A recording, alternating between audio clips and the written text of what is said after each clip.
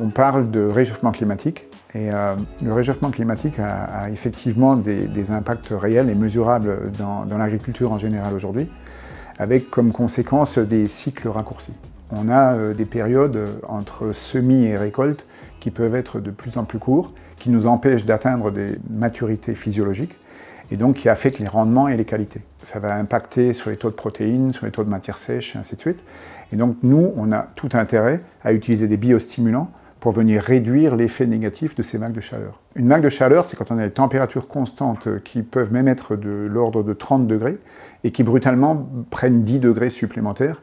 Et là, la plante va avoir une réaction où elle va se fermer. Donc on a une activité de stomate très faible dans la journée, mais les producteurs souvent ont tendance à augmenter l'irrigation dans ces cas-là, mais l'irrigation ne va pas être effective parce que la plante n'a plus d'activité d'évapotranspiration.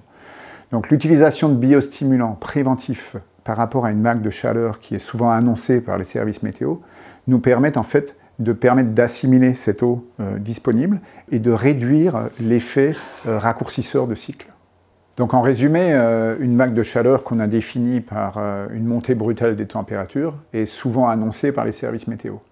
Donc ça nous permet de mettre en place une stratégie précise en fonction du stade de la végétation, si on peut pénétrer dans le champ ou pas, mais de préférence, on va faire une application wake-up préventive de façon à maintenir l'activité des stomates, l'ouverture des stomates et les flux de sève dans les plantes.